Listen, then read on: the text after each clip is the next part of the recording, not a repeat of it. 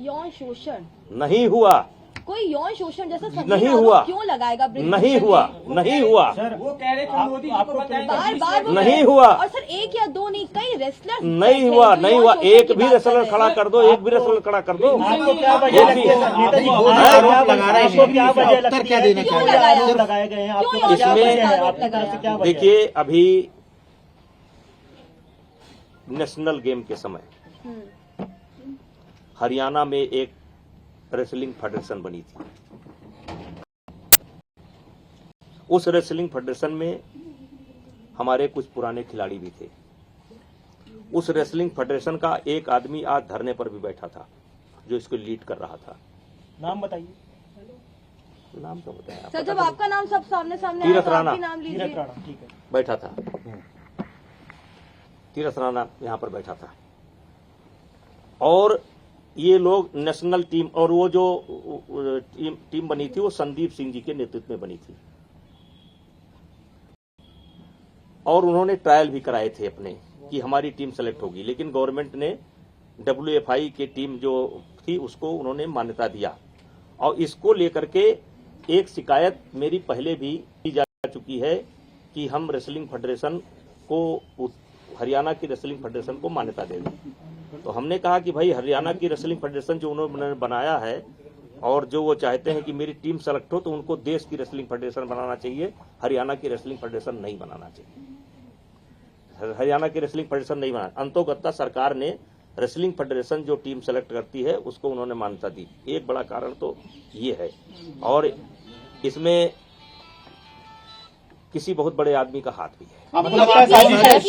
आपको लगता है साजिश है? हाँ, बहुत बड़ी साजिश है। कौन लोग हैं साजिश के पीछे? कोई उद्योगपति है। सर कौन है वो बड़ा आदमी? कोई उद्योगपति है। आपको लगता है रेसलर झूठ बोल रहे हैं? ये आप रेसलर झूठ बोल रहे हैं? आप कह रहे हैं रेसलर झूठ बोल रहे हैं? सर सवाल ये है, क्या आपकी जो रेसलिंग फेडरेशन की जो प्रीमियम लीग होती थी, ये उससे जुड़ा हुआ मैटर है? उससे पीछे जुड़े हुए देखिए, हाथ तो है। यही खिलाड़ी जो कल तक हमारी तारीफ करते नहीं थकते थे, आप किसी खिलाड़ी से पूछ लो, हरियाणा के गांव में जाकर के पूछ लो, खिलाड़ियों के माता पिता से पूछ लो। मैं माता पिता, उनके बुजुर्ग जो जाते हैं उनको अलग से मैं सम्मान करता था। देश के लोगों को बताता था कि ये देखो दादी माँ आई हैं, ये अपनी बच्ची को लेकर के आई हैं।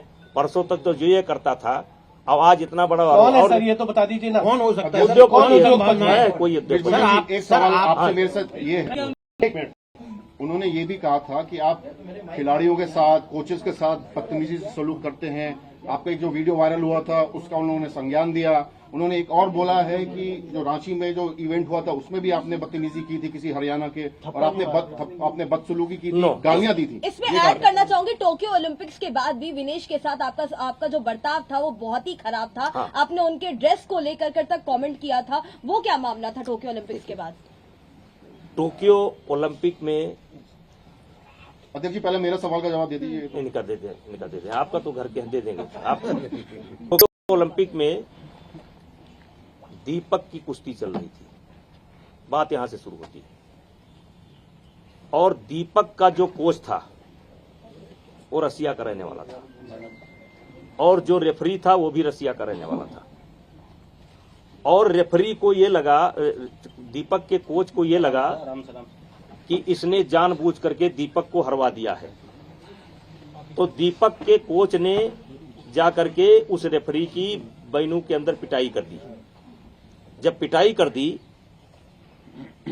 तो हम लोगों को एक नोटिस आया, वहां की जो अनुशासन समिति है, डिसिप्लिनरी कमेटी, उसने एक नोटिस दिया कि क्यों ना इंडिया को बैन कर दिया जाए। पूरे ओलंपिक में उस समय आईओ के प्रेसिडेंट थे बत्रा जी, परेशान हो गए, सब लोग परेशान हो गए। फिर दूसरे दिन हमारी पेशी हुई। उसमें मैं धन्यवाद करना चाहता हूं कि जो WFI के प्रेसिडेंट हैं उन्होंने, UWW के जो प्रेसिडेंट हैं उन्होंने हमारा फेवर किया। उन्होंने सवाल किया हमसे कि आपके रेफरी ने एक रेफरी को पीटा, तो क्यों ना आपकी टीम को बैन कर दिया जाए। हमने कहा कि वो रेफरी मेरा नहीं था, वो रसिया का है, कोच मेरा नहीं था, रसिया का है, उसको मैंने हायर कर रखा था, और पहलवान के निवेदन पर हमने उसको उसकी कुश्ती पर दे दिया था। तो उन्होंने दूसरा सवाल किया कि आपने उसके खिलाफ क्या कार्रवाई की। हमने कहा उसको सस्पेंड भी कर दिया, टर्मिनेट भी कर दिया, और ये भी कर दिया कि उस रेफरी को हम कभी नहीं बुलाएंगे।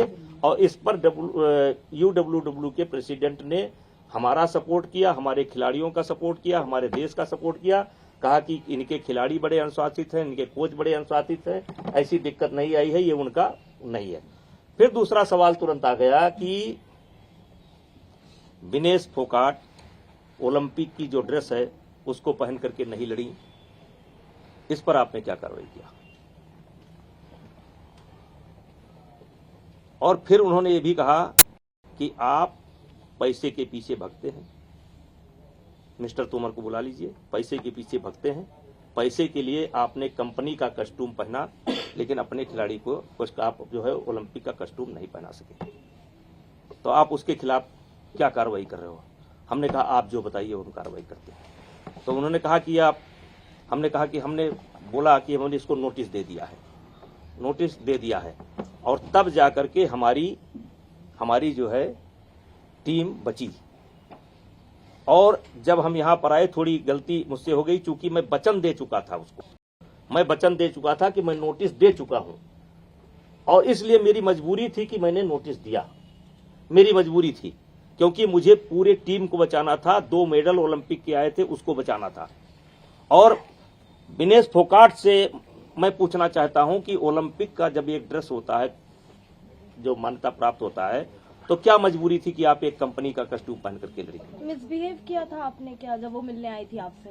हमने उसको इतना सपोर्ट किया है, उतना सपोर्ट किया है उसको, इतना सपोर्ट किया है कि हारने के बाद भी मैंने उसको सपोर्ट किया है, उससे खोज करके जाकर के मिला। उन्होंने ये कहा है कि वो कॉस्ट्यूम खराब था इसलिए मैं फोर्स थी वो पहनने के लिए, और उन्होंने ये भी कहा कि आपने उनको बोला खोटा सिक्का। हाँ, और बहुत बहस भी हुई। नहीं, कुश्ती हारने के बाद वो मुझसे मिली थी, मैंने उसके सर पर हाथ रखा, चलो बेटा कोई बात नहीं है, परेशान होने की जरूरत नहीं है। बजरंग पूनिया की जब कुश्ती थी तब मैंने बजरंग पूनिया को बकअप किया। मेरा दुर्भाग्य है या सौभाग्य है कि हर खिलाड़ी को मैं पर्सनली मिलकर के बकअप जरूर करता हूं, कुश्ती के पहले भी और कुश्ती के बाद भी। और विनेश फोगाट को मैंने जब कुश्ती हार गई थी तो स्पेशली जाकर के मिला था और उससे मैंने कहा था कि चलो परेशान होने की कोई बात नहीं, नसीब में नहीं। इसी विनेश फोगाट को जब वहाँ उस ओलंपिक में वहाँ जिसमें इसका चोट लगी थी, रियो ओलंपिक में, ये रो रही थी और इससे ज्यादा मैं रो रहा था।